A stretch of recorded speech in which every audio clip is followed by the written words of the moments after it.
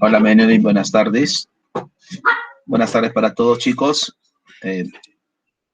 Vamos a trabajar la semana número 13. Me están escuchando con claridad, ya Melanie me dio la... Buenas tardes, Alexia, buenas tardes, Melanie, Matius, buenas tardes. Bien, chicos, con la confirmación respectiva a Gerson, buenas tardes. Vamos a trabajar la semana número 13. Buenas tardes, Talía. La semana número 13 hace referencia al último tema que vamos a trabajar respecto a Historia Universal. Así que vamos a ver de forma general los acontecimientos más importantes, ¿ya? Sé que van a quedar quizás varios temas, llamémoslo así, pendientes, por el tiempo que vamos a tener, pero, buenas tardes, Alcides. Concéntrese en lo que le vamos a dar la información y con el material que está en la separata. Yo sé que va a ser más que ustedes puedan solucionar cualquier alternativa o pregunta que venga en la evaluación final, que está muy próximo y que para ustedes será pues parte de ese anhelo y reto que todos quieren conseguir y lograr. Bien, chicos, en la clase pasada hablábamos sobre lo que era el Imperio Napoleónico. Vimos que Napoleón intentó establecer un imperio a inicio del siglo XIX, conquistando los territorios anexos como Prusia, como Austria. Intentó invadir Rusia, fracasó, se quedó con el reino español, después lo pierde como consecuencia de movimientos dentro de la propia España. Para 1813, Napoleón, después de su fracaso en España, gracias a esa famosa tierra arrasada o tierra calcinada que utilizan los rusos, las tropas francesas serán, y aún así, serán enfrentadas, o se van a enfrentar las tropas francesas, en territorio germano, en territorio de Prusia. Se desarrolla la batalla de Leipzig, o conocida como Batalla de las Naciones. Napoleón, después de ese enfrentamiento, termina siendo llevado prisionero a la isla del Elba. En esta isla del Elba permanecerá bajo la protección de las tropas inglesas. Esta captura de Napoleón va a implicar que los países que lo han vencido ahora estén en una situación de imponer las condiciones, van a imponer las condiciones y van a formar un congreso. Ese congreso que se va a desarrollar, ese congreso, un minuto, chicos.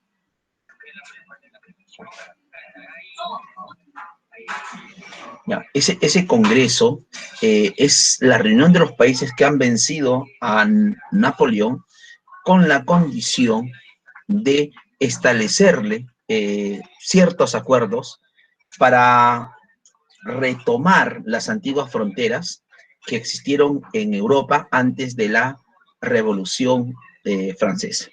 Por lo tanto, ese Congreso de Viena se reúne a partir de 1814. ¿Ya?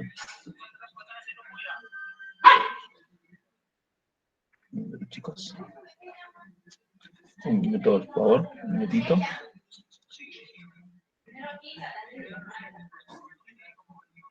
Ya, a ver, le decía, este Congreso de Viena es la reunión de los países que vencieron a Napoleón en la famosa batalla de Leipzig.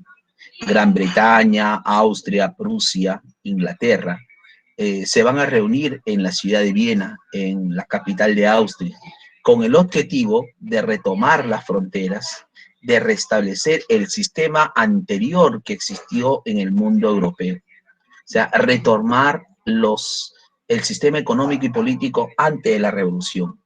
Para este fin, estos países reunidos en la ciudad de Viena, representados, por ejemplo, por Clemente Metternich, quien dirige el Congreso de Viena, donde se toman acuerdos respecto al retorno de las antiguas fronteras europeas, Clemente Metternich. Federico Guillermo de Prusia, que se ve fortalecido en este Congreso de Viena, a pesar que Alemania ha sido dividida. Alejandro I, el zar de Rusia, ¿no? Castelran, el primer ministro francés, que en los textos lo encuentran como aquel personaje que se encuentra bajo la mesa, Mientras los países europeos que han vencido a Napoleón están buscando obtener la mayor cantidad de beneficios y de tierras e imponer sus condiciones, este canciller debajo de la mesa va a dirigir de forma indirecta los acuerdos finales, logrando que Francia mantenga sus fronteras naturales, sus fronteras, llamémoslo así, eh, eh, que habían tenido antes de este conflicto. Castelgrán en el caso de Inglaterra. Vamos a ver aquí algunos datos que han venido en las evaluaciones. Primero, ¿quién es el gran líder que dirige el Congreso de Viena? Clemente Metternich, el canciller austriaco. ¿Quién es el país más favorecido con el Congreso de Viena? El país más favorecido con el Congreso de Viena es Inglaterra. Profesor, ¿y por qué Inglaterra? Porque en el siglo XIX Inglaterra se consolida como potencia mundial como consecuencia que Inglaterra va a desarrollar un sistema de producción diferente y distinto. Va a Inglaterra utilizar la máquina para poder aumentar la producción y convertirse en la reina de los mares, que va a ser el título que tendrá Inglaterra en los próximos años. ¿Quiénes son los más perjudicados con este Congreso de Viena? Los más perjudicados van a ser Italia y va a ser Alemania, y lo vamos a ver aquí en la siguiente diapositiva. Miren, el caso de Italia, por ejemplo. Italia será parte de estos países tapones, ¿ya? Tapones, como se le va a conocer, aquellos países que van a servir como frontera para evitar que alguna nación busque expandirse. Porque Italia quedará dividido en el reino de Piamonte, Cerdeña, Lombardía, Veneto, Modena, Toscana, Parma, ¿no? El reino de Sicilia y, por supuesto, en este caso, Roma, ¿no? Roma, que será parte de los estados papales. Y el otro país que se ve afectado con este Congreso de Viena es Alemania, que va a quedar dividido en 39 pequeños estados, siendo 2 estados antagónicos y los más poderosos, el Imperio Prusiano y el Imperio Austriaco. Todos ellos forman lo que va a ser la Conferencia del Rin, y después llamada simplemente Prusia y Austria, y después llamado Mundo Germánico.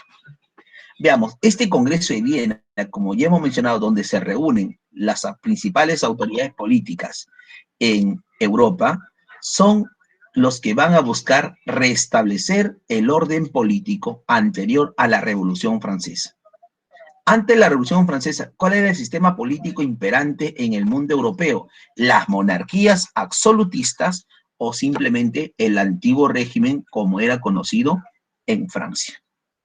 En este Congreso de Viena, los países lo que buscan es obtener la mayor cantidad de beneficios. Teniendo estos países la búsqueda de algún beneficio en común, Francia hábilmente admite muchas cosas con la condición de que sus fronteras no sean tocadas. O sea, Francia va a devolver todo lo que Napoleón conquistó, pero mantiene sus fronteras naturales. Resultado de ello, nuevamente se fortalecen los reyes, las monarquías, que entre comillas van a confirmar el principio del derecho a gobernarse.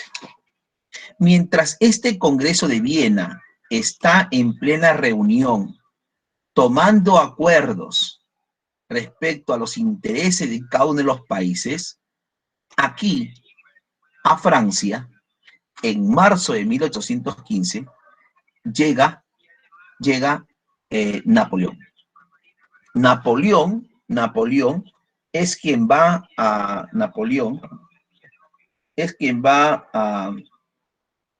un ratito, chicos. Napoleón es quien va a retornar, iniciando su famoso gobierno de 100 días.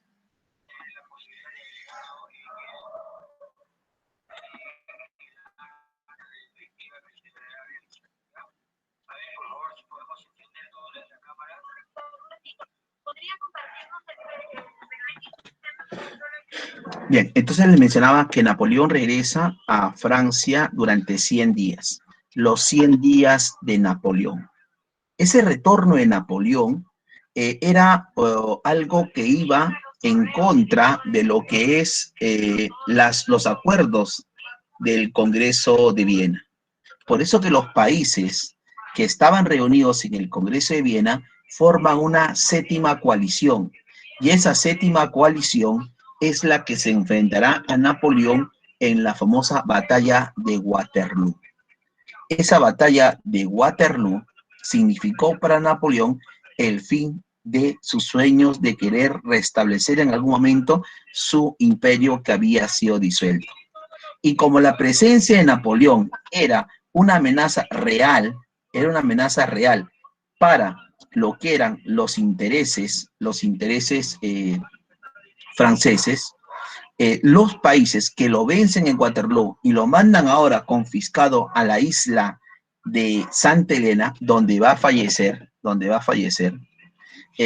Napoleón, ya llevado a la isla de Santa Elena, ahí terminará sus días en 1821. Y los países que han vencido a Napoleón en Waterloo, conscientes de la presencia de movimientos liberales que van a, de alguna manera, amenazar ese retorno al absolutismo, deciden crear una Santa Alianza. ¿Qué es la Santa Alianza? Es la reunión de los países que están en contra de los movimientos liberales, que cuando haya algún tipo de movimiento que altere los acuerdos tomados aquí en el Congreso de Viena, ellos tendrán la potestad de intervenir. Por eso que Inglaterra, que inicialmente apoyó la formación de la Santa Alianza, decide no participar. ¿Y por qué Inglaterra decide no participar? Porque España quiso aprovechar esta Santa Alianza para recuperar sus tierras aquí en América. Y como esta acción de España de querer recuperar sus tierras era desfavorable para Gran Bretaña, que será al final la que ocupe el lugar dejado por España en América, él simplemente se opone y además se recibe una respuesta, llamémoslo así, una respuesta contundente y firme por parte del presidente norteamericano James Moore. James Moore, que nos habla de la frase América para los americanos. Con esa frase se resume también esa potestad, o tanto más que potestad, esta proyección que tendrá Estados Unidos de separarse o en todo caso de guardar para sus intereses la riqueza que va a poseer América, que más adelante, por supuesto, que se va a convertir en su principal fuente de materia prima. Entonces, esta Santa Alianza estará dirigido por Alejandro I de Rusia. ¿Ya? El Congreso de Viena lo dirige el canciller austríaco Clemente Metternich, la Santa Alianza lo dirige Alejandro I de Rusia, el zar de tiempos. Entonces, como veremos, en la zona de la Europa Central y Europa del Este, el conflicto, en todo caso, la rivalidad será entre Austria y Rusia.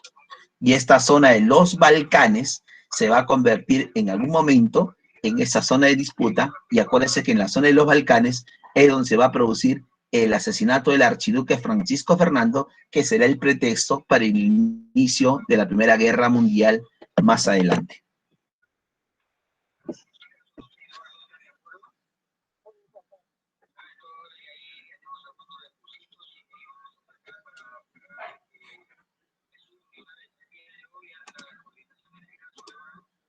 A ver, entonces aquí vamos a tener un resumen de lo que acabamos de mencionar. Se restablece el absolutismo. Ese restablecimiento del absolutismo fue gracias al Congreso de Viena. Para enfrentar cualquier movimiento liberal, se decide establecer una Santa Alianza. Por eso que en 1820, cuando hay un movimiento liberal, tanto en Italia, en Nápoles, como en España, aquí, tanto en Nápoles como en España, automáticamente esos dos movimientos van a ser develados, ¿ya? Develados por esta Santa Alianza. Pero esta Santa Alianza, al disolverse en 1830 y ya no intervenir, ¿qué es lo que va a ocurrir en el mundo europeo? Nuevamente los liberales entran en acción. Por eso es que en Francia tendremos una revolución en 1830 que acabó con el absolutismo francés.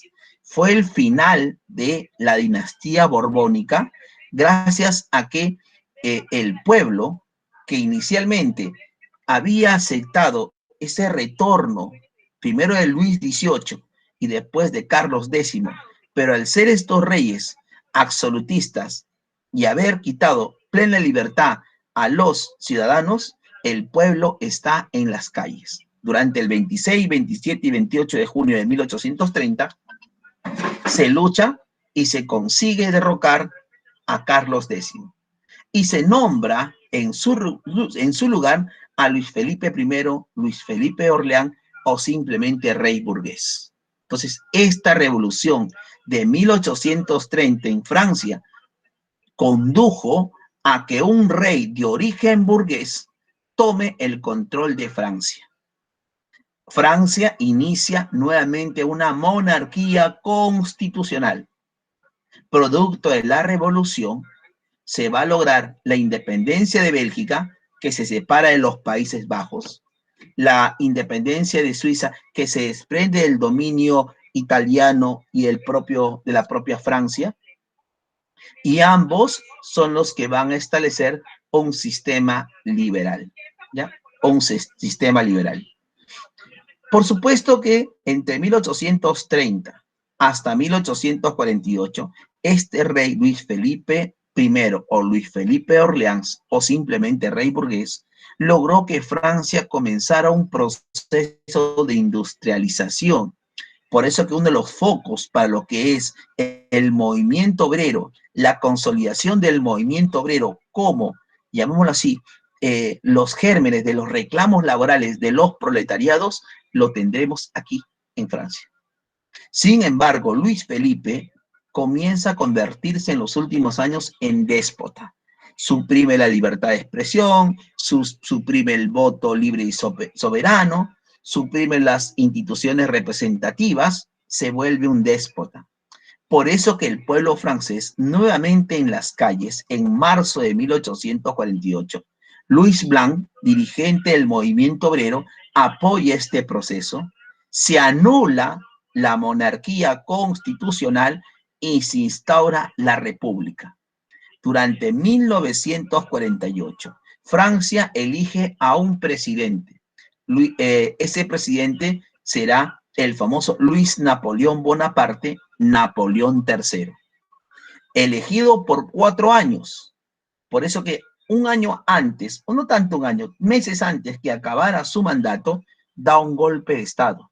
Igual como hizo su tío, se autoproclamó emperador e inició una época de expansión.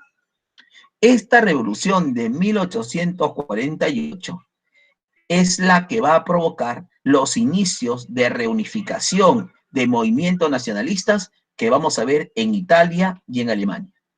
Y además, muchos pueblos que se encontraban bajo el poder de Austria, como va a ser los reinos de Modena, Toscana, Parma, Piamonte, Lombardía, se van a desprender del poder austríaco. Austria va a quedar muy debilitada como consecuencia de estas revoluciones de 1848. Bien, otro proceso que se va a desarrollar y que está a la par con los hechos políticos que acabamos de ver, que era reunirse para establecer un retorno a un modelo anterior, el luchar para defender ese modelo de restauración, las nuevas revoluciones en Francia que buscan nuevamente que el burgués lidere estos cambios. Sin embargo, mientras Europa está empecinada en esos cambios políticos, al otro lado, cruzando el Canal de la Mancha, hay un imperio, el Imperio Británico, que aprovecha esta circunstancia de debilitamiento político para imponer su modelo. Porque mientras que Europa en el siglo XVIII habla de la Ilustración, ya Inglaterra lo había hecho 100 años antes. Mientras que en el siglo XIX, a inicio del siglo XIX, Francia comienza a industrializarse, ya los ingleses lo habían hecho desde 1760.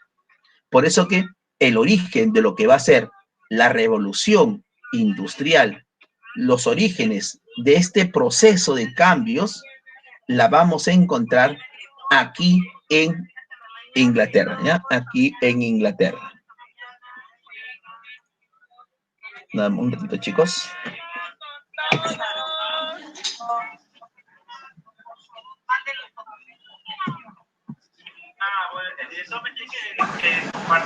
Bueno, sí, ya yo lo tengo. Ya. A los correos, por favor, a los correos. Esta mañana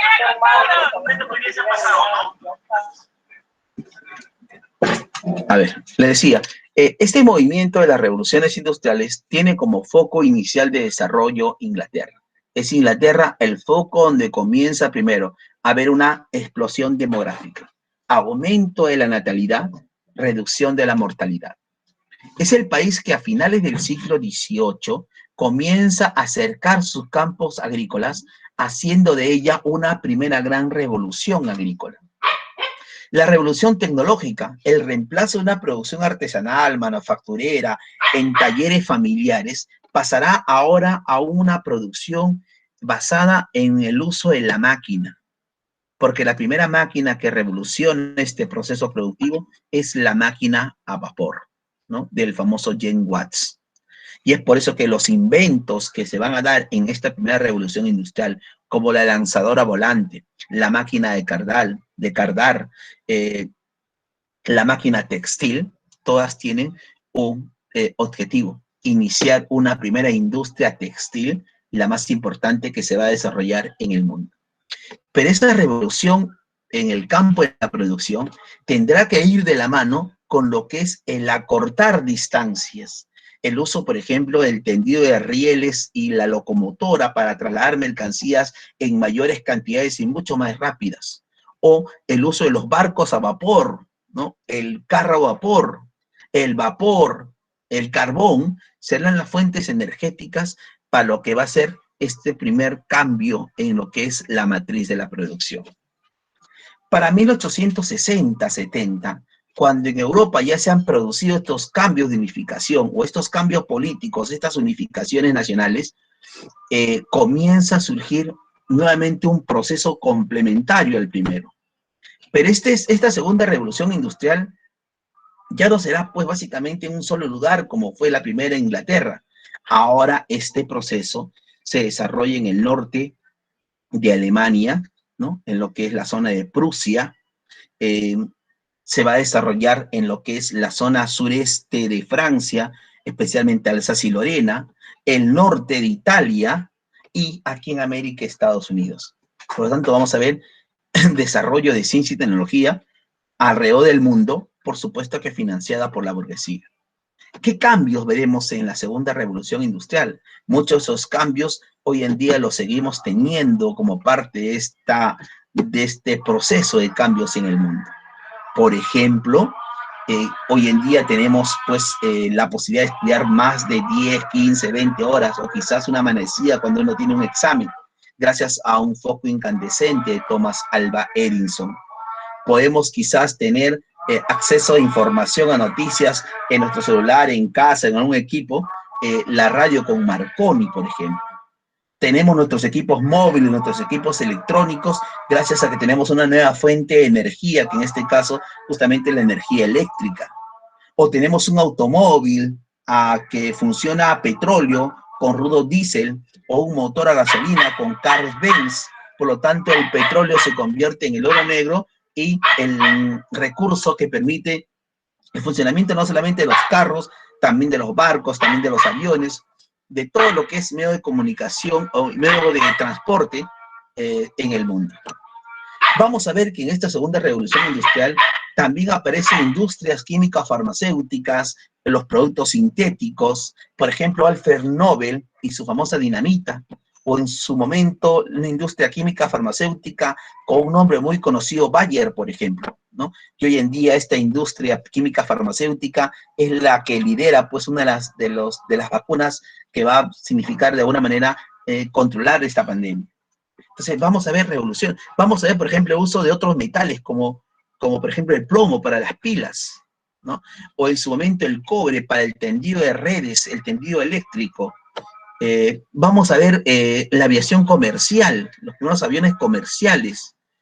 Todo será parte de un proceso de acceso a diferentes medios, la radio, la televisión, el cine, por ejemplo, ¿no? Como medio de comunicación masiva, de información, será parte de este proceso. La primera central hidroeléctrica en el mundo para generar energía utilizando agua, por ejemplo, también parte de este proceso de cambio. El uso del hierro y del acero para las grandes edificaciones en el mundo. Todo ese proceso de cambio se desarrolla aquí en este nuevo escenario europeo, repito, especialmente Estados Unidos y Alemania, que Alemania se convierte en la amenaza para la hegemonía inglesa, como lo es en este momento la industria china para Norteamérica. Y así se produce un cambio. Y otros que hablan de una tercera revolución industrial, la revolución industrial que dio paso a la electrónica, a la tecnología, ¿no? En Japón, por ejemplo, ¿no? Que fue el foco de desarrollo de la ciencia y la tecnología en la década del 70, el 80 y el 90, que hoy en día pues ya superado quizás por otros países conocidos en la década del 90 como los tigres del Asia, como por ejemplo Hong Kong, como por ejemplo Tailandia, ¿no? Indonesia y otros países que también fueron parte de un proceso de industrialización, pero ya en un periodo muy cercano a nuestro, que es la que el 70 y 80.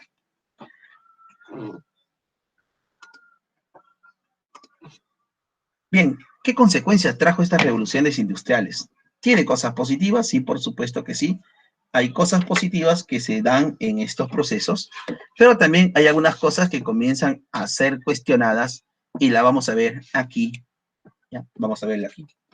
Por ejemplo, durante el proceso de la revolución industrial, hubo un problema social que inclusive provocará la respuesta de los trabajadores con algo que es común, hasta muy poco, que era, por ejemplo, verse desplazado por la máquina y una reacción de destruir las máquinas. ¿Ah? Entonces, una de las consecuencias de la revolución industrial fue la reducción de la mano de obra, pero también la especialización del trabajo.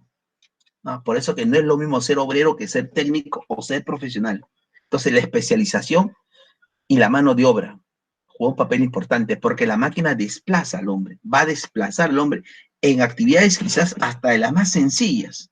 Por ejemplo, antes pintar una carretera, pues implicaba contratar 30, 40 personas para hacer todo el proceso de pintado de las líneas, la señalización. Hoy en día, 2 o 3 personas con una máquina automáticamente hacen el trabajo de lo que hacía antiguamente 40 o 50 personas y lo hace de forma más rápida. O como una experiencia propia. Un departamento por ejemplo, de contabilidad en la década de los 90, tenía tranquilamente 100, 120 personas que estaban haciendo los libros contables. Ya con la introducción, por ejemplo, de la computadora y los sistemas informáticos, eso desplazó de una oficina que tenía 150 personas que reducía a no menos de 5 personas. Miren cuántas personas tuvieron que ser desplazadas como consecuencia de la tecnificación, de la industrialización. Y hoy en día somos testigos como en fábricas alrededor del mundo, donde había una gran cantidad de trabajadores, hoy en día está robotizado, está informatizado, prácticamente la producción es producción sin errores, como es el caso, por ejemplo, de Japón en su momento de esplendor. La revolución industrial trajo el abaratamiento de costos y de transporte. Eso sí, quizás fue algo favorable, es por eso que hoy en día los grandes capitalistas buscan, ¿ya? Van a buscar alrededor del mundo, buscan dónde producir a un menor costo, y eso significa para ellos una mayor ganancia. ¿Ya? Por eso China, por ejemplo, en los últimos años se ha convertido en el destino favorito de las grandes transnacionales, que buscan en estos países producir a menor costo, y eso significa para ellos un margen de ganancia mayor, ¿no? Así como también los costos de transporte, la reducción del tiempo, traer, por ejemplo, y lo hemos visto, por ejemplo, vacunas, por ejemplo, desde la zona del Oriente hacia América, 2 días en DHL o alguna otra compañía que se dedique a ese transporte.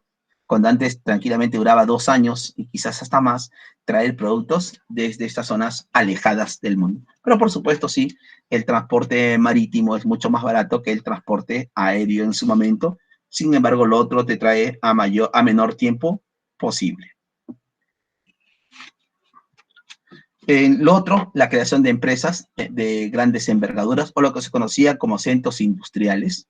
El Perú, por ejemplo, tuvo en algún momento centros industriales en la carretera central, lo que es Santa Rita y Vitarte, en lo que era Surquillo en su momento, lo que era la avenida Argentina, ¿no? Eran zonas de grandes industrias. Hoy en día eso se ha convertido en centros de estudios, centros comerciales. No tenemos nosotros mayor industria palpable, visible, ¿no? Nacimiento del proletariado, justamente el trabajador que dice o hace sentirse desplazado.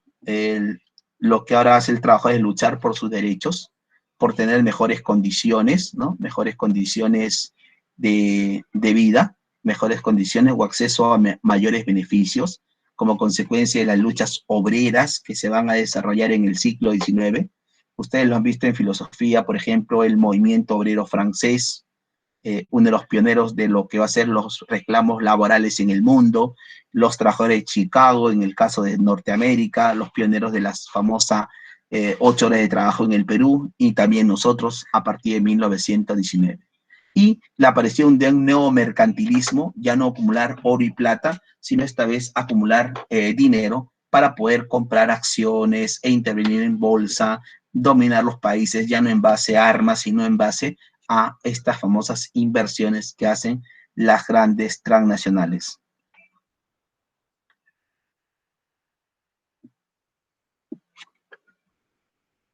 Bien.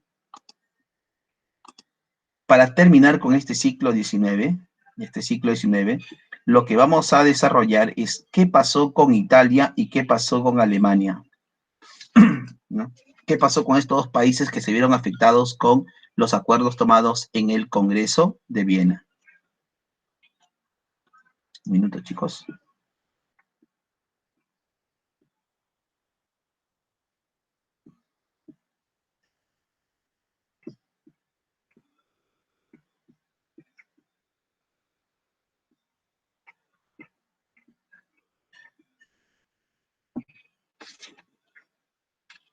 A ver, en el caso de Italia, habíamos mencionado que Italia en 1815 fue disuelta en diferentes reinos, ducados y estados.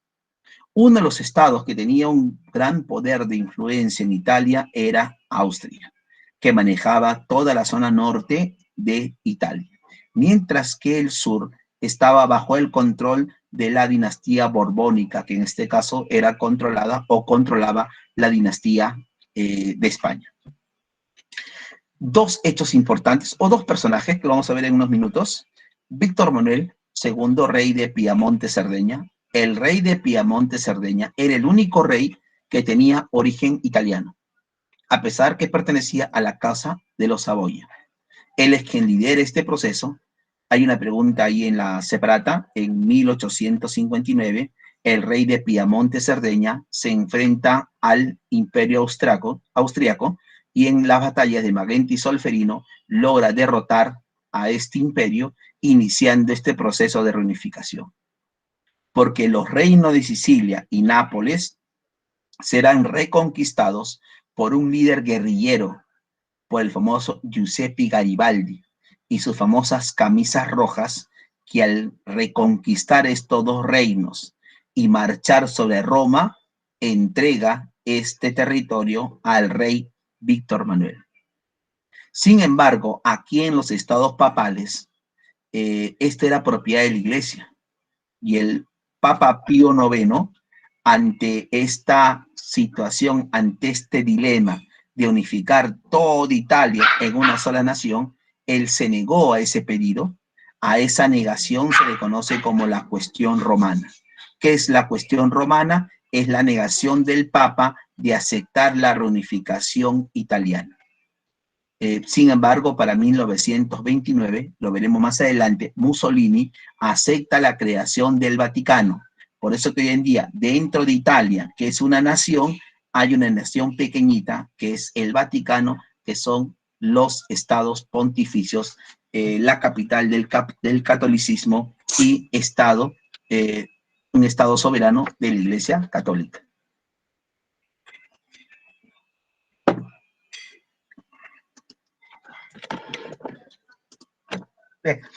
No se olviden que el que dirige este proceso de unificación italiana es el rey de Piamonte, Cerdeña, Víctor Manuel, apoyado por su canciller Camilo de Cavour. Lo que ellos hacen es iniciar una modernización económica y militar. Su estrategia es buscar reunificar Italia en base a lo que es lo militar y la parte diplomática. Van a aprovechar el contexto. Austria, que dominaba vastos territorios italianos, va a verse debilitada porque va a ser derrotada por Prusia. Entonces, una de las consecuencias es que Italia se ve favorecida por este proceso. Alemania. Pregunta varias veces sobre este personaje. Alemania inicia su reunificación en 1862, cuando es elegido como rey de Prusia Guillermo I de Prusia. Guillermo I nombra como canciller al famoso Otto von Bismarck. ¿Quién es este Otto von Bismarck? Es conocido como el canciller de hierro, aquel que sostiene que una nación, para poder imponerse y restablecer su hegemonía, no necesita de discursos, ni relaciones diplomáticas, ni conferencias, ni acuerdos. Los problemas de una nación se solucionan con sangre y con hierro. Por eso el nombre o apelativo de canciller de hierro. Él era consciente que para que Alemania pueda reunificarse, había que reconquistar y debilitar a Dinamarca. Era consciente que había que debilitar y derrotar a los austríacos. Y era consciente que había que quitarle a Francia estas dos regiones, las más industrializadas que había comenzado a tener Francia. Por eso es que en su plan de expansión implicaba, primero, declarar la guerra a los daneses y quitarle esos ducados que están aquí. Estos ducados van a ser arrebatados a los daneses gracias al famoso Otto von Bismarck. Después, su siguiente objetivo fue enfrentarse a lo que era Austria. En 1866, en Sadowa, vencieron los prusianos. Y para 1870, los prusianos invadieron Francia. Lo derrotaron en la batalla de Sedan y se van a quedar con Alsacia y Lorena, iniciando ese ansiado proceso de reunificación germana. Entonces, Otto von Bismarck es quien reunifica a los alemanes en su momento. Es el gran personaje de esa reunificación. La paz armada. La paz armada es el periodo entre lo que es la proclamación del nuevo imperio alemán. Para recordarnos, a ver, habíamos dicho que en Europa Central hubo un imperio, el imperio carolingio. Cuando ese imperio carolingio se disuelve, Luis el Germánico se queda con esta parte que hoy en día es Alemania. Él proclama, no él, sino en el año 962, Otón I proclamó el primer Reich. Ese primer Reich del año 962 estuvo vigente hasta 1806. 1806, cuando Napoleón disuelve el Sacro Imperio Romano Germánico y forma una conferencia del Rin. Esa disolución de un imperio fue quizás, llamémoslo así, lo que los alemanes tenían como espina en el corazón para vengarse en algún momento de esta disolución.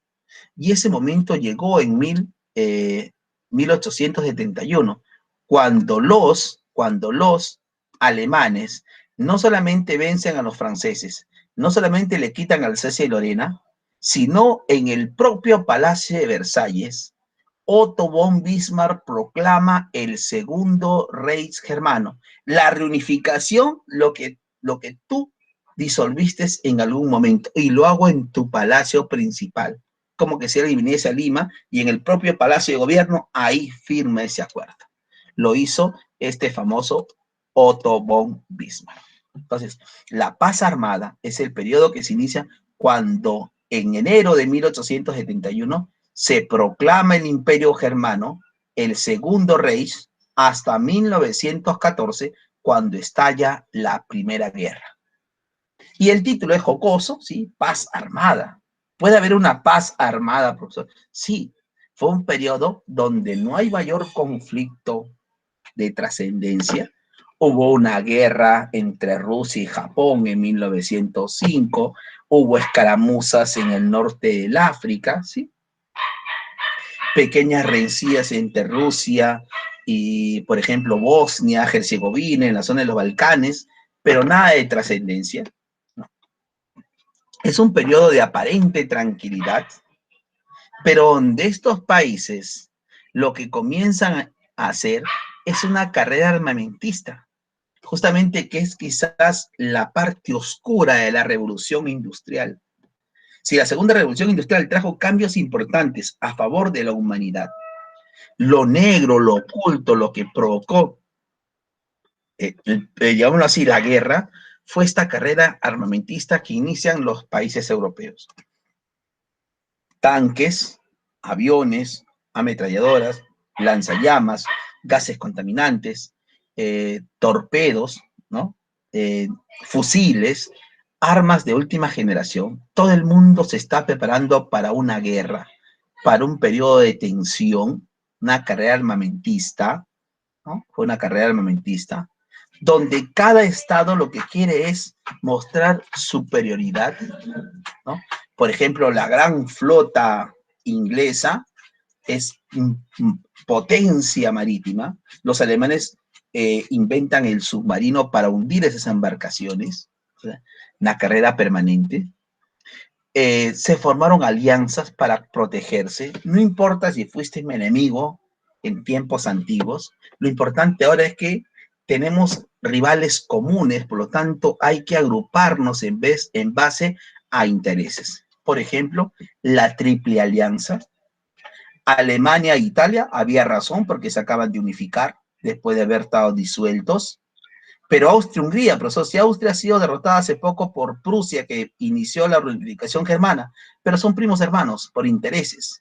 ¿Y por qué Austria está del lado de Alemania si lo acaba de derrotar? Es que Rusia era el principal enemigo de Austria. Yo no voy a estar con mi enemigo clásico, prefiero estar con quien fue y es mi hermano mayor. Igual va a ocurrir aquí con la Triple Entente.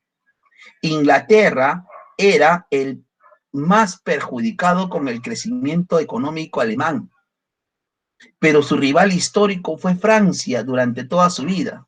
Si no, recuérdense la guerra de los 100 años, 117 años, la guerra de los 30 años en 1800, en el siglo XVII, en 1610, la guerra de los 7 años en 1756, siempre en guerra estos dos países. Pero ahora, ante una amenaza y un enemigo común, se reúnen, se juntan. Y Rusia, que es enemigo de ambos, pero que por intereses lo que hace es agruparse.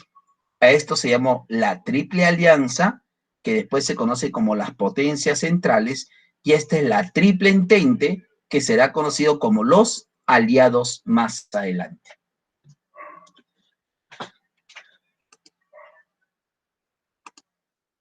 Profesor, una pregunta. Dime. ¿Para el Congreso de Viena favoreció para Inglaterra? El Congreso de Viena, donde se reúnen, como mencionábamos, los países que vencieron a Napoleón, Sí, cada uno busca su interés, ¿no? Sí, cada uno busca su interés. Y esa ha sido pregunta inclusive en admisión y también aquí. Sí, el gran beneficiado con este Congreso de Viena es Inglaterra. ¿Por qué Inglaterra? Porque Inglaterra va a lograr que los países europeos le reconozcan sus nuevas colonias. Por ejemplo, Egipto. Por ejemplo, la India. Por ejemplo, Sudáfrica.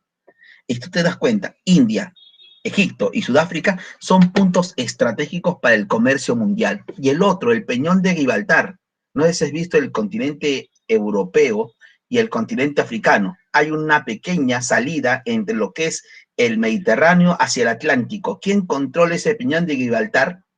Lo controla Inglaterra. Igual, Inglaterra va a obtener en ese Congreso de Viena la libre navegación por cualquier océano, mar, río o lago en el mundo.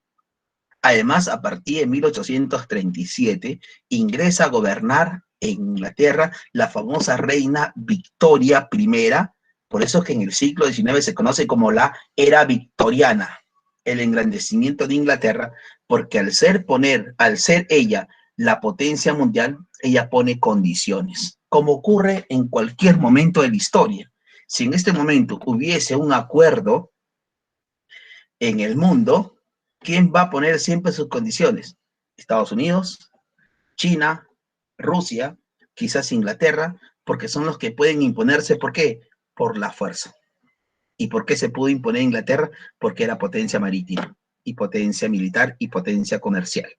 Entonces, eso es lo que va a ocurrir. Y me acuerdo, por ejemplo, de la Conferencia Internacional de Kioto, por ejemplo, cuando ya hace varios años, creo que hace 20 años o un poco más, se firmó un acuerdo para poder luchar contra la contaminación ambiental y evitar el calentamiento global, y el único que no quiso firmar fue Estados Unidos. ¿Y por qué en ese momento no quiso firmar Estados Unidos? Porque era uno de los grandes contaminadores del mundo. ¿Sí? Profesor, entonces ya no pensaban como antes que los parlamentarios eran los que tomaban las decisiones. Ahí Inglaterra se fue más por sus beneficios, ya no pensó así como antes. Claro, lo que pasa es que en Inglaterra quienes seguían controlando el Estado eran los burgueses, justamente el Parlamento, hasta el día de hoy. Si tú te das cuenta, en el actual momento, ¿quién elige el primer ministro?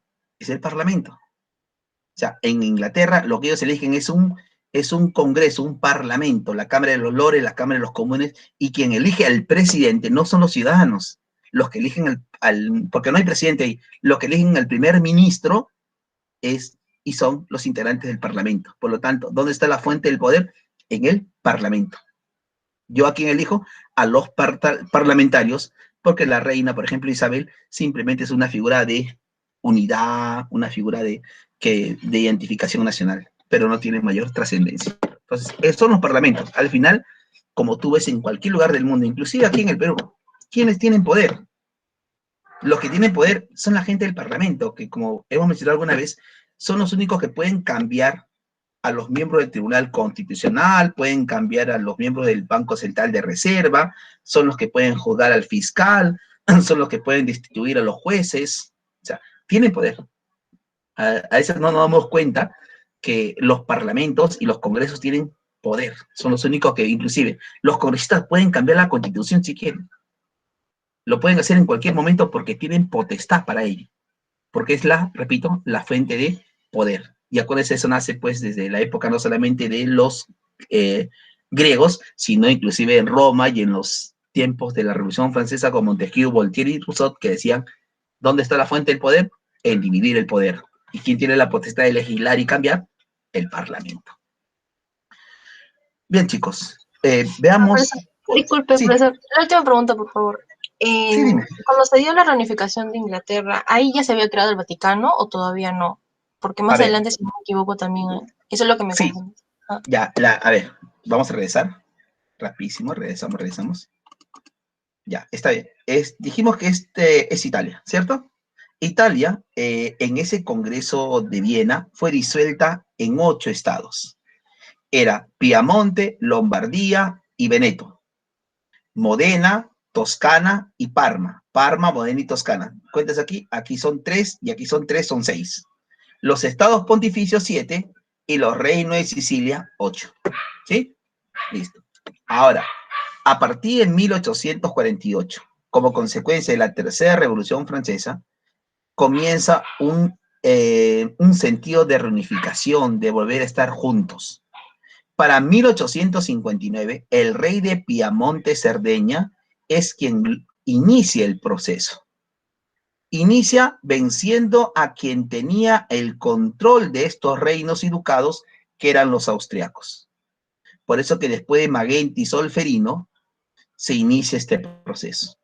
Mientras que el rey de Piamonte y Cerdeña reconquista todo el norte, que en la actualidad es la zona industrial la más rica de toda Italia, por el sur, Sicilia y Nápoles van a ser reconquistados por Garibaldi, por el famoso líder guerrillero.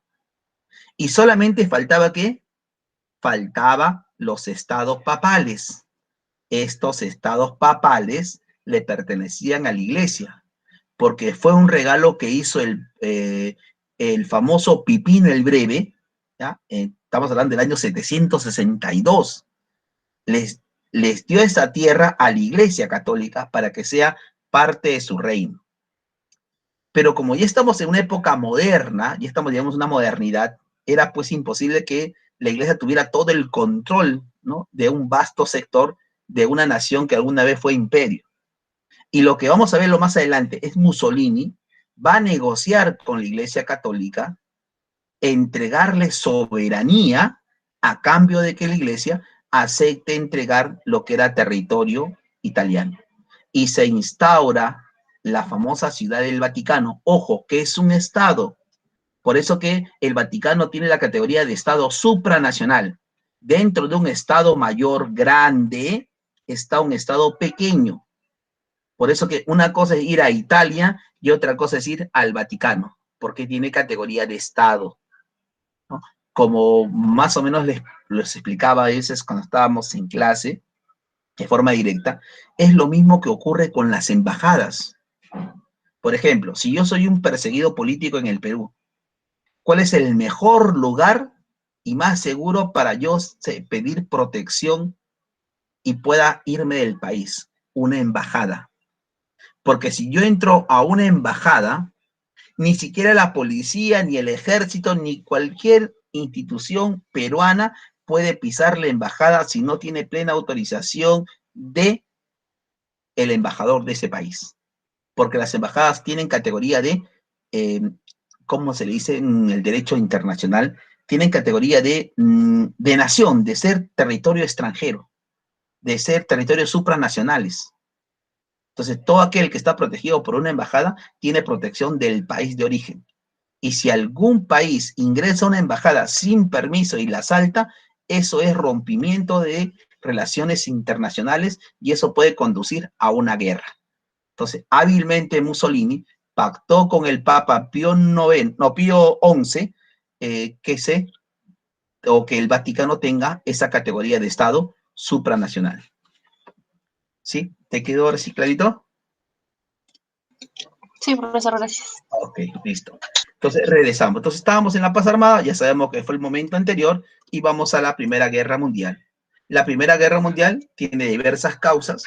Quizás las causas más visibles las vamos a encontrar en el periodo de la paz armada, porque los países luchan por tres cosas básicas. Los países luchan por una supremacía militar, porque al tener industria necesitan materia prima, y esa materia prima, mientras más barata la consigan, y si es gratis, mejor. Por eso que durante la paz armada, ¿qué van a hacer los países europeos? Van a colonizar el África. Por eso vamos a encontrar Túnez, Argelia, Marruecos, Camerún, Togo, Sudáfrica, Albania, diferentes, Albania no, está en otro lado, diferentes países del África van a estar sometidas a la explotación europea. Y ojo, nosotros no somos ajenos a ello, porque durante esa paz armada, ¿qué está ocurriendo en el Perú? Primero, la firma de un contrato Dreyfus. Después nos conducen a una guerra. ¿Qué nos quitan? El salitre. ¿Qué nos quitan? Nuestros recursos naturales. ¿Qué nos hacen firmar? Un contrato Grey. Se apoderan de todo, porque era parte de ese expansionismo, de ese neocolonialismo, como decía una de las diapositivas. Y repito, no solamente pues es el África, es el Medio Oriente, es el Cano Oriente, todos los países se van a disputar en colonizar estas tierras, ya no invadiendo pero sí iniciando lo que se llaman inversiones extranjeras para aprovecharse de los recursos naturales. Y si ese recurso natural, esa materia prima, se va así, como se dice, en bruto, sin haber sido transformada, mejor para ellos, porque no solamente van a comprarlo a un menor precio, sino que van a hacer todo el proceso. Por eso que se dice los países en vías de desarrollo, para no decir como se decía antiguamente, los países pobres o tercermundistas, no deben vender materia prima, sino materia transformada. Y eso no le conviene a los países europeos y tampoco a los países que son considerados potencias en el mundo. Entonces hay una lucha por mercados, por colonizar el mundo. Y eso va a chocar con intereses de estos propios países, ¿no? Que se van a disputar zonas estratégicas. Y justamente un pretexto se desarrolla en la zona de los Balcanes, donde estarán países como Serbia, Albania, Montenegro, Bosnia-Herzegovina, diversos países, que después formarán la famosa Yugoslavia, ¿no? Una combinación de naciones que fue un fracaso. Bueno, aquí en 1914, un 28 de junio, fue asesinado el famoso archiduque Francisco Fernando y la esposa Sofía. Fue, llamémoslo así, la mecha que prendió el conflicto, ¿no? Hay otras causas, lo vamos a ver más adelante, hay consecuencias también, ¿sí? Causas profundas, aspecto militar, una carrera armamentista, en el aspecto político buscan imponer sus modelos económicos, rivalidad económica, básicamente por el surgimiento de Alemania. Miren, a inicio del siglo XX, los productos alemanes eran más o menos como los productos actuales chinos. O sea, eran baratos, ¿ya? Pero su calidad iba en pleno proceso de auge. Hoy en día, ¿alguien dudaría en comprarse, por ejemplo, un automóvil alemán? Son los mejores. ¿Hay duda de un Mercedes-Benz? Imposible, ¿no?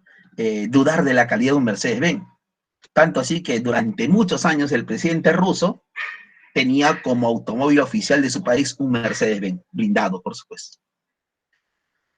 Bueno, esa era la función de Alemania. Alemania comenzaba a emerger, ¿no? Y hoy en día, si alguien quiere comprar maquinaria pesada, tecnología, ojo, miren, en la industria química farmacéutica, de las mejores son las industrias germanas.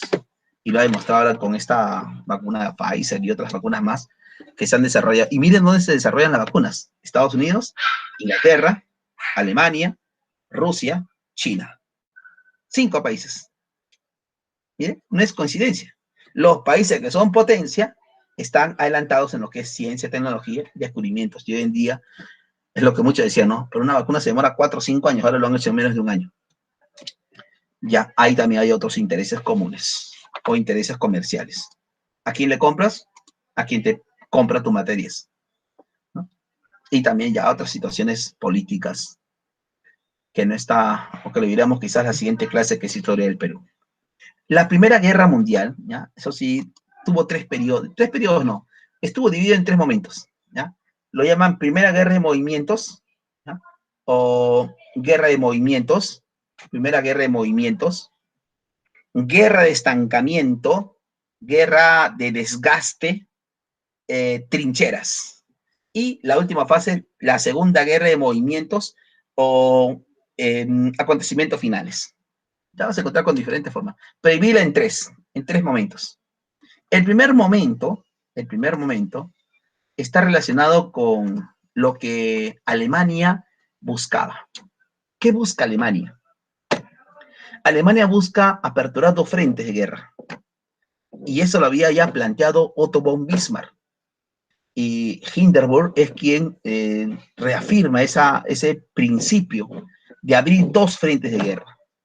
Atacar por el lado oriental a Rusia y atacar por el lado occidental a Francia. 2. Según ese plan Schillermann, los alemanes, con un ataque rápido, iban a derrotar a Francia, que ya la habían derrotado hace menos de 50 años, 1870, y lo humillaron. Y decían, después de derrotar a Francia, nos vamos con todas nuestras fuerzas y atacamos a los rusos. Atacaron de forma simultánea. Lo que iba a ser difícil fue rapidísimo. en Tannenberg y Lagos Masurianos, aquí está el dato, en Tannenberg y Lagos Masurianos, los alemanes derrotaron y humillaron a los rusos. Tanta fue la humillación que los Romanov fueron sacados del poder. Para 1917 en Rusia el pueblo se levanta con Kerensky y después en octubre con el famoso Lenin, y hay una revolución rusa en 1917. Sin embargo, al otro lado, lo que iba a ser una victoria sencilla contra Francia, inicialmente se pensaba porque Alemania invade Bélgica, septiembre, después se dirige hacia Francia, en la batalla de las fronteras logra derrotar a los franceses, pero cuando se dirigen más hacia el norte, se encuentra con una gran resistencia. Los ingleses y los franceses, en la batalla de Marnet, logran detener a los alemanes. Sorprendió la acción valerosa de estas tropas inglesas francesas. Automáticamente comenzaron a construir trincheras, por eso que a partir de 1915 la guerra se estancó. 800 kilómetros de trincheras. Muchos trataban de romper las trincheras. Cualquier intento era un fracaso, porque las armas defensivas tenían mayor potencial bélico que las ofensivas. Este estancamiento produjo conflictos sangrientos como Ypres, como por ejemplo Verdún, ¿no? Y otros conflictos más, había uno más por ahí, Ypres, Somme, Ypres, Verdún y Somme, son 3 batallas. De las 3, a Verdún la consideran como la madre de todas las demás batallas, la más sangrienta de la Primera Guerra Mundial. En resumen, en esas 3 batallas hubieron casi 4 millones a 5 millones de personas muertas, entre 4 o 5 millones de personas muertas. Hubo conflictos que duraron inclusive hasta más de un año, como fue en el caso de Verdún. A pesar del sangriento enfrentamiento que tenían ambos bandos, ninguno cedía. A pesar que los alemanes comenzaron a utilizar gases contaminantes contra las tropas que provocaban bajas rápidas, cambiaba la dirección del viento y los mismos gases que habían arrojado los alemanes afectaban a sus propios soldados, que también morían. Por eso que los alemanes después ponen sus máscaras antigases. Se rompió esas trincheras cuando los ingleses introdujeron los tanques de guerra, que después los alemanes van a superar en la Segunda Guerra Mundial, creando los famosos Panzer alemanes. Durante esta guerra de trincheras o de estancamiento, en 1915, el 7 de mayo de ese año, se produjo el hundimiento del transatlántico Lusitania. Ya les mencionaba, si Alemania, mejor dicho, si Inglaterra era un poderío naval importante, era una fuerza naval importantísima, los alemanes inventaron los submarinos y comenzaron a hundir embarcaciones por todas las aguas de Europa. Y frente a las costas de Irlanda, hundieron a esta embarcación Lusitania. Embarcación de pasajeros, que eso es cierto, en las bodegas llevaba material de guerra para apoyar a los países europeos. Descubierto, se inició el hundimiento, pero dentro de los pasajeros habían cerca de 150 ciudadanos norteamericanos, hecho que provocó que Estados Unidos cuestionara y sea el pretexto que utilice Estados Unidos para participar en esta guerra, ¿no? Porque después se va a descubrir de una famosa carta, ¿ya?, que los alemanes, de forma secreta, le entregaban a los mexicanos para que estos le declararan la guerra a Estados Unidos y puedan recuperar sus territorios que habían sido arrebatados en conquista, ¿no?, como parte de la expansión norteamericana. Ya para 1917, con apoyo de Estados Unidos, se produce la segunda batalla de Marnet, cuando Estados Unidos mandó ayuda logística, ayuda militar, cerca de 1 millón de soldados, bajo el mando de Pershing, y Pershing se puso bajo el liderazgo de Fernandino Foch, y entre el 4 al 10 de noviembre se produjo esta batalla, esta segunda batalla de Marnet. Con esta segunda batalla de Marnet, lo que va a ocurrir es la rendición germana y tener que aceptar las condiciones durísimas que van a imponer los aliados. Porque esta triple, no te olvides, esta triple alianza, aquí en la Primera Guerra Mundial se llaman potencias centrales, mientras que la triple entente serán conocidos como los aliados. Al vencer los aliados, ellos son los que van a imponer los acuerdos finales. ¿Y quién se va a imponer aquí? ¿Quién va a plantear? Pregunta 3 o 4 veces en admisión, inclusive la única vez que colocaron fecha fue hace muchos años, en los primeros años de la UNTE, creo que en el 2007, 2008, ¿no? Una pregunta referente a la fecha exacta de la firma del Tratado de Versalles. Felizmente que eso como pregunta ya terminó, ya no se pregunta fechas. Pero sí el acuerdo de que puso punto final a la guerra. El acuerdo es conocido como los 14 puntos planteados por el presidente norteamericano Woodrow Wilson. O decir otra de las preguntas, ¿qué presidente norteamericano gobierna cuando se desarrolla la Primera Guerra Mundial? Woodrow Wilson. Y nosotros nos recordamos porque en el centro de Lima tenemos una avenida con ese nombre, Wilson. ¿Ya? Ustedes saben qué venden en Wilson. Bueno, Wilson. Y hay una calle que cruza Wilson que tiene otro nombre norteamericano, que es la avenida Roosevelt, que lo vamos a ver más adelante. Bueno, aquí está Woodrow Wilson. Woodrow Wilson plantea los 14 puntos. En esos 14 puntos está tomado lo siguiente. En esos 14 puntos, Alemania va a tener que reducir al 10% sus tropas militares, sus armamentos, sus barcos, sus submarinos van a quedar confiscados. Alemania va a tener que pagar 132.000 millones de marcos de oro. Se disuelve la dinastía de los Hohenzollern, el último rey germano. Se acabó la dinastía. Se instaura la república en Alemania. Se disuelve el imperio austrohúngaro y aparece Austria, Hungría, Checoslovaquia. Pero en este también Tratado de Versalles, Alemania tendrá que pagar 132.000 millones de marcos de oro. Pero ¿cómo va a pagar Alemania si Alemania está quebrada por la guerra? No se preocupen que Estados Unidos le va a prestar dinero para pagar esas indemnizaciones de guerra. Inglaterra y Francia, que han participado en la guerra, para reconstruir sus ciudades, sus puentes, sus carreteras, sus caminos, necesitan dinero. ¿Quién les va a facilitar el dinero? Estados Unidos. O sea, Estados Unidos va a ayudar a los que fueron vencidos y a los que tendrán que pagar las indemnizaciones de guerra necesarias. Por eso que al finalizar la guerra, vamos a ver un periodo conocido como entreguerras, donde se van a dar 3 o 4 hechos contradictorios. Primero, para 1919, ¿quién fue potencia militar hasta 1919? La potencia militar hasta 1919 fue Inglaterra. Revisen los textos. ¿Cuál era la capital financiera y económica del mundo? Londres. ¿Qué se utilizaba para poder calcular precios internacionales? Libra esterlina. Entonces, moneda, libra esterlina. Capital financiera, Londres. A partir de 1919, esta situación cambió.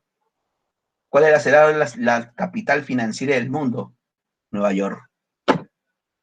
¿Cuál será la moneda hegemónica para lo que es cálculo de precios internacionales y también como moneda de intercambio mundial? El dólar.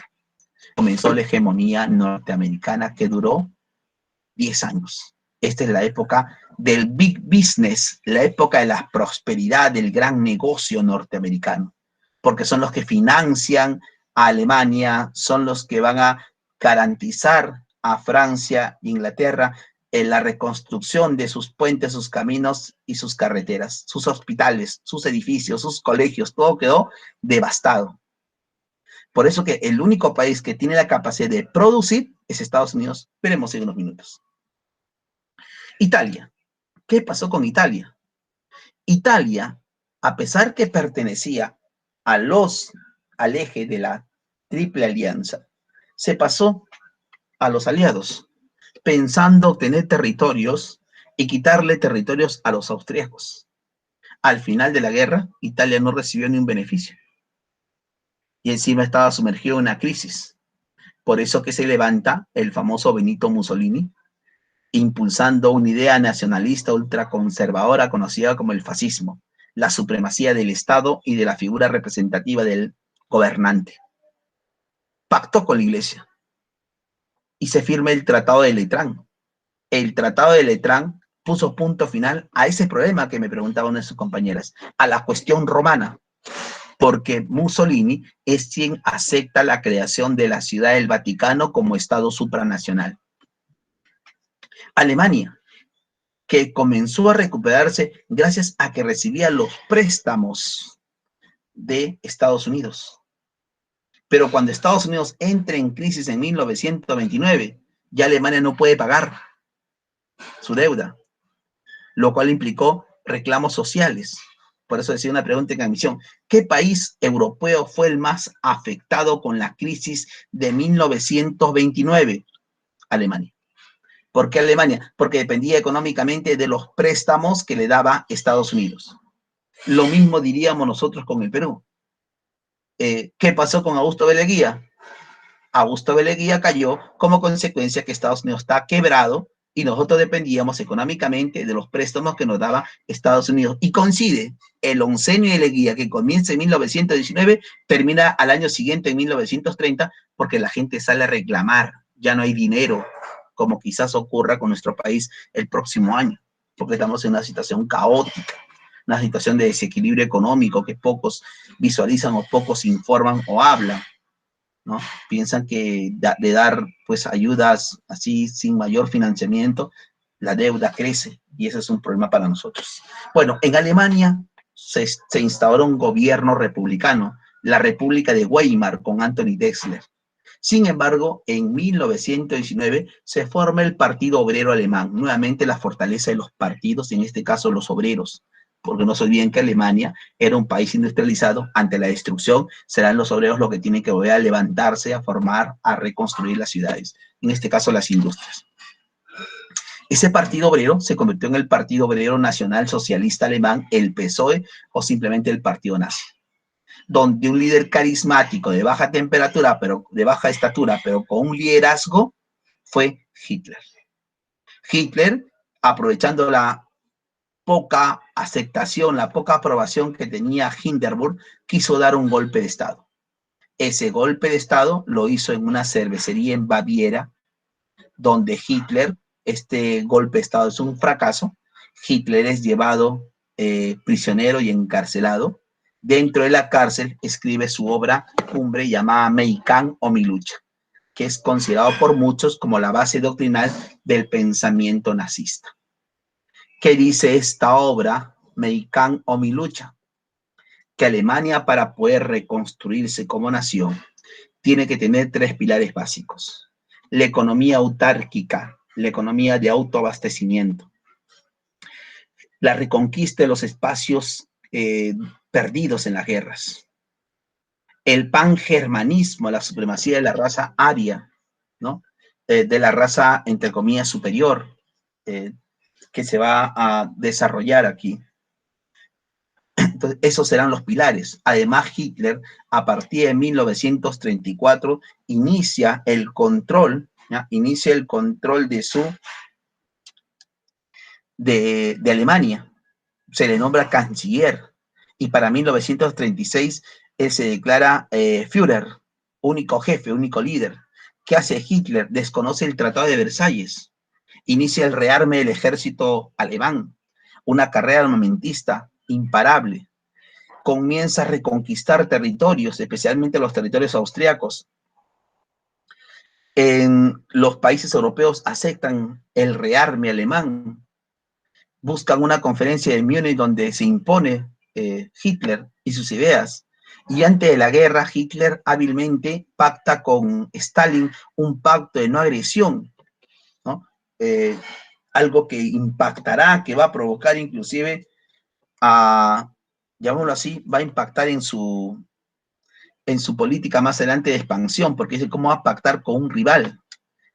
También Hitler inició dos acciones, inclusive fue antes de esta guerra, que fue la noche de los cuchillos largos, la eliminación de todos sus rivales políticos, y la noche de los cristales rotos, para poder expulsar de Alemania a los judíos que eran grandes capitalistas y banqueros y quedarse con parte de sus propiedades y sus riquezas. Estados Unidos es el país, repito, que después de la Primera Guerra Mundial y en los próximos 10 años tendrá una época de un gran crecimiento, un gran enriquecimiento, de una superproducción, de una situación inmejorable, porque era el único país que estaba en la capacidad de producir, ya que Europa se encontraba devastada por la guerra. Sin embargo, este crecimiento también fue de alguna manera falaz, en algunos ratos mentiroso, porque fue gracias a una especulación de las acciones que subían de forma incontrolable y también del uso abusivo del crédito, lo que hoy en día tenemos como problema social, que son el uso de las tarjetas de crédito, ¿ya? Y eso va a implicar, por supuesto, problemas, ¿ya? Endeudamiento y más adelante una superproducción. Pero esa superproducción hizo de la economía norteamericana algo que no había pasado hasta esos momentos, que ellos producían en grandes cantidades y al no encontrar, llamémoslo así, al no encontrar mercados para sus productos, esto hizo que las acciones de las empresas cayeran, comenzara a haber una burbuja inmobiliaria, una crisis bursátil, que conllevó a una caída, primero de la Bolsa de Valores de Nueva York, conocida como Jueves Negro, y poco a poco la economía se va a desmoronar. Esta crisis de Estados Unidos se superó a partir de 1933, pregunta 2-3 veces en la emisión, gracias a las políticas aplicadas por el presidente Franklin Roosevelt. Franklin Roosevelt aplicó un nuevo programa económico en Estados Unidos, el New Deal, la nueva política económica en Estados Unidos.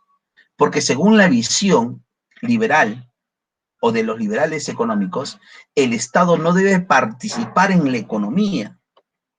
El Estado debe dejar plena libertad para que cada sector decida por sí mismo qué hacer. Sin embargo, Roosevelt, apoyado por las ideas de John Maynard Keynes, las famosas políticas keynesianas, se dio cuenta que el Estado no debe participar, pero el Estado sí puede regular. ¿Cómo regulas el mercado? Generando competencia. ¿Qué tuvo que hacer Estados Unidos para recuperarse económicamente? Por ejemplo, implantar programas sociales, el seguro de desempleo, ¿no? Los programas de ayuda social en su momento, repito, controlar el mercado, regular el mercado, ¿ya? ¿Cómo regulas el mercado? Genera competencia. Y eso se ha visto que funciona realmente en un Estado liberal. Cuando genera competencia, por el simple hecho de que haya muchos vendedores, estos van a buscar competir entre ellos y el más favorecido será el consumidor.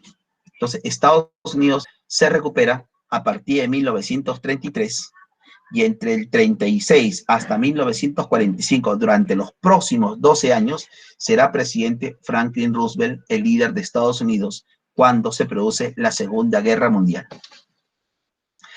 ¿Qué pasaba en Rusia? Antes de ingresar ya a ver la Segunda Guerra Mundial, Rusia, primero, en 1917, se produjo la Revolución Rusa.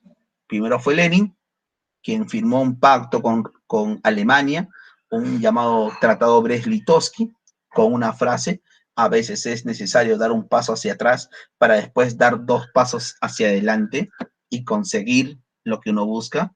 Nunca será malo dar un paso hacia atrás si eso significa seguir avanzando. Y él dijo que eso lo vamos a recuperar y razón no le va a faltar. Para 1924 gobierna Stalin. Stalin va a crear la Unión de Repúblicas Socialistas Soviéticas, la URSS, que vamos a verlo con ese nombre en los próximos conflictos. Uy, me adelanté. A ver, nos adelantamos un poquito.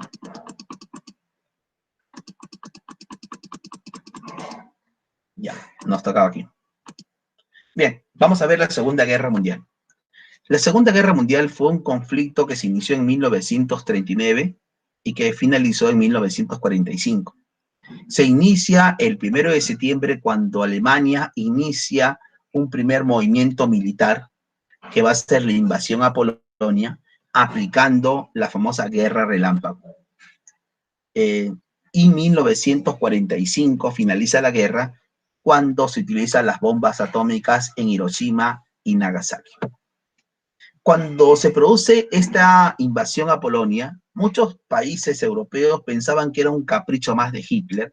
Repito, ya que Hitler antes de la guerra, primero había invadido Austria, Checoslovaquia, Hungría, se había anexado esos territorios para el pueblo germano, había pactado con Stalin no agredirse, lo cual sorprendió mucho, pero también sabemos que las causas de la Segunda Guerra Mundial fue el abusivo Tratado de Versalles, que condenó a Alemania a una situación de pobreza extrema, por eso que Hitler desconoce el Tratado de Versalles a partir de 1936.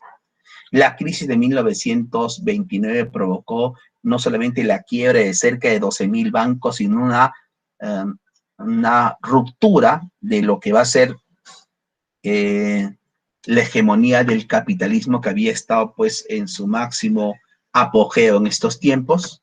Se va a producir el ascenso o se desarrolló el fascismo, el nazismo, se debilitaron las democracias que van a perder respaldo al darse cuenta que no era ese modelo, llamémoslo así, infalible como consecuencia de la crisis norteamericana, y una política de pactos. No hay que olvidarse. Ahora, en la Segunda Guerra Mundial van a estar unidos Alemania, nuevamente Italia y un tercer país que es Japón. A ese grupo se le conoce como el eje tripartito, Berlín, Roma y Tokio, o eje del mal, Hirohito, Mussolini y Hitler. Y el otro bando sigue siendo los aliados, no cambiaron los aliados. Los aliados son Rusia, Inglaterra, Francia, Estados Unidos, ahí se va a incluir China y otros países más adelante. Repito, por intereses comunes, que eso es algo cotidiano. La Segunda Guerra Mundial tuvo dos momentos.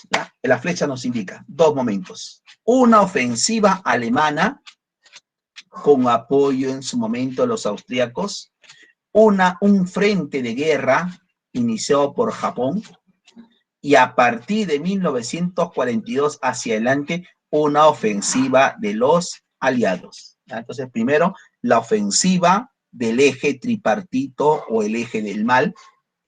Lo inicia, por supuesto, que Alemania, que invade Polonia el 1 de septiembre de 1939. Muchos pensaban que eso era solamente una acción normal de Hitler, pero sin embargo, Javier, te llamo en unos 15 minutos, pero estoy en clase. Ya te llamo.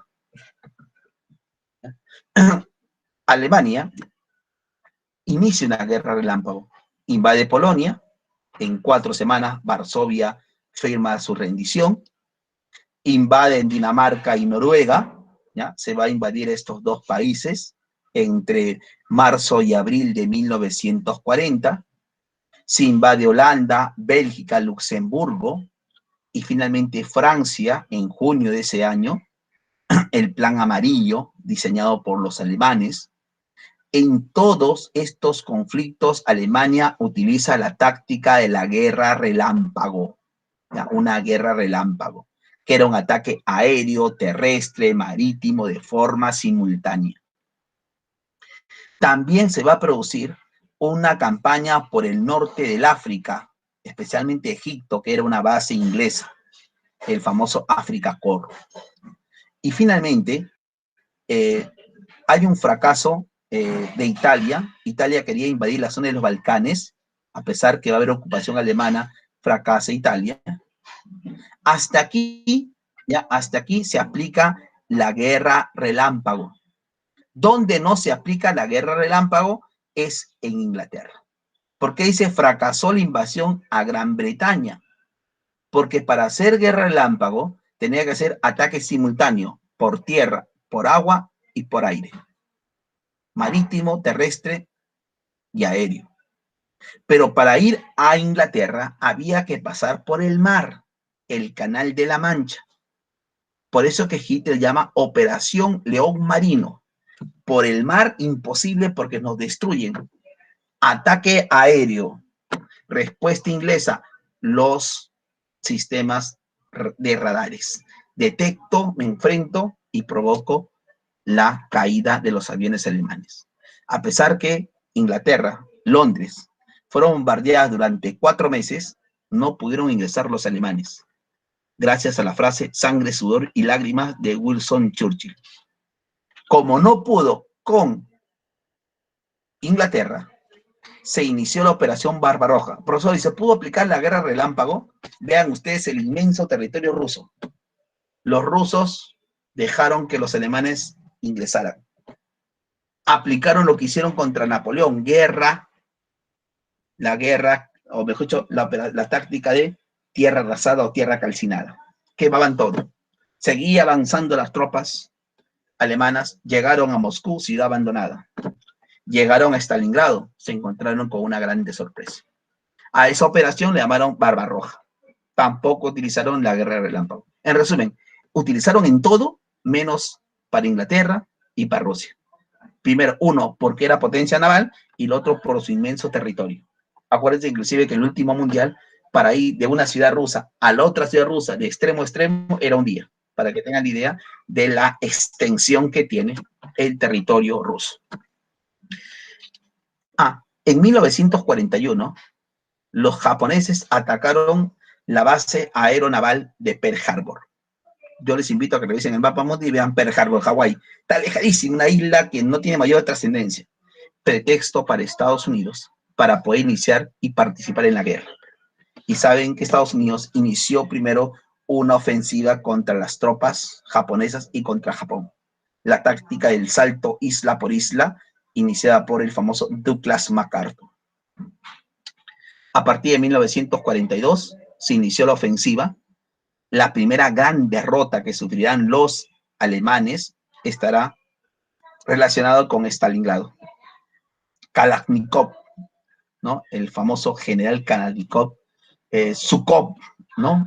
Serán los que van a participar y tendrán un papel importante en este proceso, ¿no? Por eso que los rusos normalmente ponen, pues, nombres así históricos a aquellos descubrimientos o hechos importantes. Por ejemplo, sus aviones Sukhoi, ¿no? Los únicos aviones que son capaces de enfrentarse al F-16, al F-18, a los aviones que no son detectados por radares norteamericanos, sé yo, la gran ofensiva. Y los Kalashnikov, que eran los fusiles de asalto que utilizaban durante mucho tiempo los países que van a ser protegidos por la URSS, ¿no? Así como el Sputnik, por ejemplo, ¿no? Que hoy en día es su vacuna y representa a su hazaña de la era espacial. Se produce el desembarco en Sicilia. Para 1943, Italia va a ser derrotada, Mussolini se va a suicidar.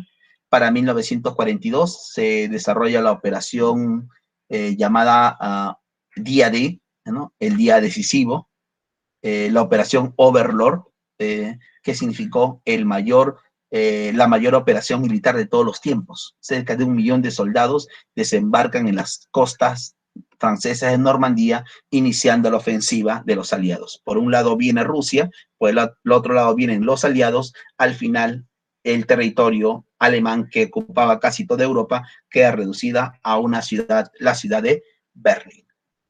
Ya cayó Italia, ya cayó Alemania. A partir de 1945, mayo, faltaba Estados Unidos. ¿Qué pasó con Estados Unidos? Tuvo que utilizar las bombas en Hiroshima y Nagasaki en agosto de 1945 para que Hirohito, el 1 de septiembre, firmara su rendición, porque la primera bomba mató cerca de 700.000 personas, la segunda casi 500.000, entre las dos más de 1 millón de personas con 2 bombas, lo cual generó un miedo y pavor, y también la reacción internacional por los efectos que después provocará el uso de estas armas de destrucción masiva en el mundo. Por eso que actualmente está prohibido cualquier uso de armas químicas y de armas nucleares. consecuencia de la guerra, se crea la ONU para poder preservar la paz del mundo y pueda ser la institución que ayude a controlar y encontrar solución a problemas entre los países internacionales. Descolonización del mundo, especialmente los países del África, del Asia y Oceanía. Ejemplo de ello es Ghana, Camerún, Togo, Argelia, Túnez, Marruecos, el propio Egipto, en su momento Sudáfrica, el caso de la India, ¿no? Diferentes espacios en el mundo van a descolonizarse. Y otra de las consecuencias es la disputa entre Estados Unidos y la URSS por la hegemonía del mundo, conocido como el mundo bipolar, la convivencia pacífica o también conocida como la Guerra Fría. Esa Guerra Fría, ¿ya?, significó que estos dos países que habían logrado hegemonía después de la guerra traten de imponer su modelo. ¿Qué proponía la URSS? Estados Unidos, capitalismo. ¿Qué proponía la URSS? El comunismo. Estados Unidos y Rusia. ¿Qué hará Estados Unidos para ganar adeptos a su sistema capitalista? Aplicará el plan Marshall, gracias a la doctrina de Harry Truman, que era decir, vamos a tener que buscar la forma de cómo ayudar económicamente a los países a través de dos instancias, el Banco Mundial y el Fondo Monetario Internacional. En el caso de la URSS con Stalin, Stalin va a iniciar el plan Molotov o el llamado Comecon, que era apoyar a los países que adoptan el sistema socialista. Y finalmente, no solamente es un apoyo económico, sino es un apoyo militar para que puedan defenderse ante circunstancias imprevistas. Por eso que la URSS, en este caso Estados Unidos, crea la organización del Tratado Atlántico Norte con los países que son sus aliados y a los cuales él puede vender parte de sus armas militares. Y el caso de la URSS, el Pacto de Varsovia, también es el pacto que ayudaba a consolidar, a modernizar ejércitos que estaban bajo su modelo o su manto protector. Esto, por ejemplo, será la Europa central y este será la Europa del Este, la Europa del Oeste y la Europa del Este, o también llamada cortina de hierro. Esa Guerra Fría tiene como símbolo de esta división, de estas dos ideologías diferentes, a la ciudad de Berlín. Berlín será dividida en 4 sectores, un lado occidental, ¿no? Ese lado occidental bajo el cuidado de Francia, de Inglaterra y del propio Estados Unidos, y una Berlín oriental bajo el poder de la URSS. Y aquí lo que se va a buscar es imponer dos modelos diferentes. El caso del modelo norteamericano capitalista para Berlín Occidental, y el caso del sistema comunista o socialista para el caso de Berlín. Y sabemos que a partir de 1957 y para 1961 se terminó de construir el muro de Berlín que separará a ambos sectores. Y este muro cae en 1989, o sea, después de casi 38 años. Guerra Fría hace referencia al concepto del enfrentamiento entre estos dos bloques políticos militares, y que ese enfrentamiento será indirecto, lo cual va a provocar tensiones y enfrentamientos, va a significar una nueva carrera armamentista, pero ya no armamentos, pues, ya aún así tecnológicos, sino convencionales y nucleares, o sea, de destrucción masiva. Y estos países nunca se van a enfrentar de forma directa, lo que van a hacer es intervenir militarmente, presionar políticamente, condicionar económicamente para conseguir que cada cierto territorio adopte su modelo. ¿Qué conflictos tendremos? Por ejemplo, Irak, Irán, ¿no? Irak sería Mesopotamia, Irán, persas, ¿eh? Un enfrentamiento moderno. Afganistán y Pakistán, por ejemplo. Corea del Norte y Corea del Sur. Vietnam del Norte, Vietnam del Sur. Esa rivalidad se va a dar a través de la historia. Hay una pregunta en admisión y una pregunta que le colocan en separata. El primer conflicto que se da durante la Guerra Fría y que además es posterior a la Segunda Guerra Mundial, la Guerra de las Coreas. Y ahí está el ejemplo. Hoy en día Corea está separada en dos estados. El paralelo 38 divide a los dos. Corea del Norte bajo un régimen socialista comunista y Corea del Sur bajo un modelo capitalista. Ahí está el ejemplo de cómo estos dos países se disputaban durante casi 50 años la hegemonía en el mundo.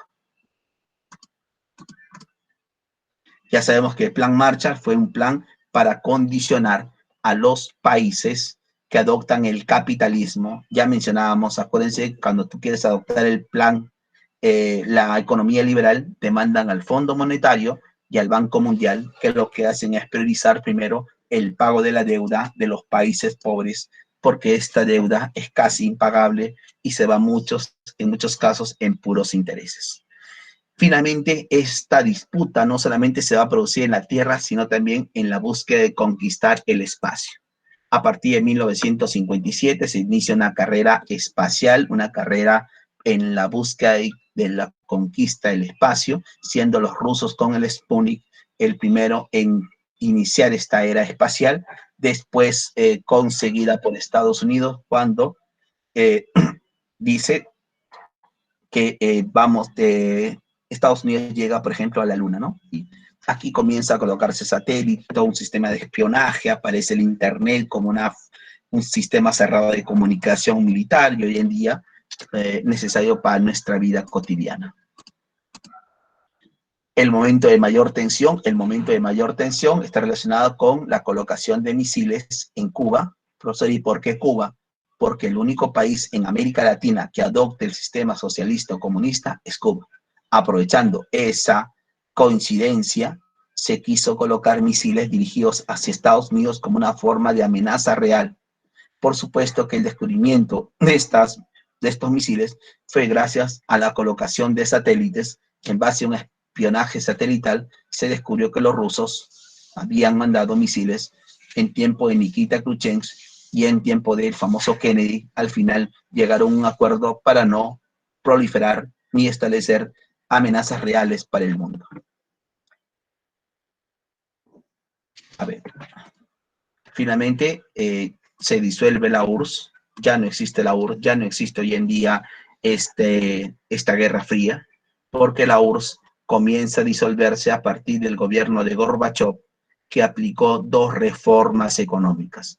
Uno es la perestroika, introducir al sistema comunista estatal el modelo capitalista de competencia individual, y la perestroika, el glasnost, que es el acceso a la libre información. Con estas dos reformas, perestroika, cambios en el campo económico, y el glasnost, acceso a las políticas públicas, comenzó a disolverse la URSS, que para 1991 finalizó, se disolvió, y los países que en algún momento estuvieron bajo el manto de la URSS comenzaron a tener nuevamente independencia, como el caso de Polonia, Hungría, Checoslovaquia, Bulgaria y la Alemania Oriental en su momento. Bien, chicos, vamos a trabajar nuestra separata. Creo que por ahí había alguna pregunta.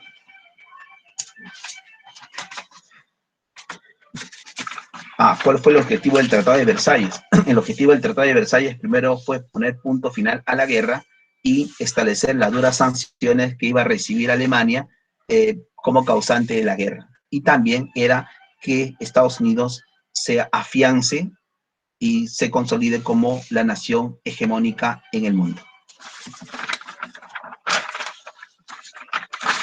Bien, chicos, vamos a comenzar. Primera pregunta, 1, alternativa E, la burguesía, que es la clase social que acelera el proceso de la producción industrial. 2, la alternativa B, Rusia, Francia e Inglaterra. 3, alternativa A, Luis XVIII. 4, alternativa A, las costas de Normandía, el famoso Día D. 5, la alternativa C, Francia, será derrotada y humillada en ese tratado, en esa batalla de Sedán, y después en Versalles. 6, alternativa C, la Guerra Fría. 7, la alternativa D, 7D. 8, la alternativa C, Inglaterra, Estados Unidos y Rusia se van a reunir por primera vez en Teherán, ¿no? La famosa reunión de los tres grandes. Ahí estará Churchill, para el caso de Inglaterra, estará Roosevelt, para el caso de Estados Unidos, y estará el famoso Stalin, porque después habrá conferencia en Casablanca, conferencia de Potsdam, conferencia en San Francisco, todas ellas con el objetivo de conseguir acuerdos finales cuando la guerra termine. La alternativa 9, la Alemania y Estados Unidos, son los países que lideran la segunda revolución industrial. 10, la alternativa D, se hundió el barco o el transatlántico Lusitania. Evaluación 1, alternativa D, cayó la bolsa de valores de Nueva York, lo cual provoca la crisis de Estados Unidos.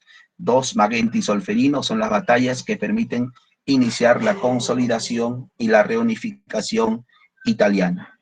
3, alternativa A, Luis Napoleón, también conocido como Napoleón III. 4, la alternativa E, el primer viaje al espacio liderado por la URSS. 5, la alternativa A, la reconquista del territorio germano, fue uno de los objetivos de Hitler. 6, la alternativa D, la proclamación del Segundo Reich alemán. 7, la alternativa A, Franklin Roosevelt. 7A. 8, la alternativa B, Adolfo Hitler. 9, la alternativa C, Corea. Y 10, la alternativa, 8, me equivoqué, me distraje por acá. 8 es la alternativa A, Otto von Bismarck. 9, la alternativa C, Corea. Y 10, la alternativa E, Charles de Gauss. Fabián, ¿todo de nuevo, Fabián? A ver, Fabián, voy a hacerlo nuevamente, ¿ya? Vamos a comenzar. Ejercicio de clase. 1, alternativa E. 2, la alternativa B. 3, la alternativa A. 4, también alternativa A. 5, la alternativa C. 6, la alternativa C, Guerra Fría. 7, la alternativa D. 8, la alternativa C, 8 casa. 9, también alternativa C, 9 casa. 10, alternativa D, el hundimiento de Lusitania. En evaluación, 1, alternativa D, la caída de la bolsa de valores. 2, la alternativa C. 3, la alternativa A. 4, la alternativa E. 5, la alternativa A. 6, la alternativa D, la proclamación del Segundo Reich. 7, la alternativa A, Roosevelt. 8, la alternativa A, Otto von Bismarck. 9, la alternativa C, Corea. Y 10, la alternativa E, Charles de Gauss. Bien, chicos, nos vemos en la siguiente clase. Buenas tardes para todos.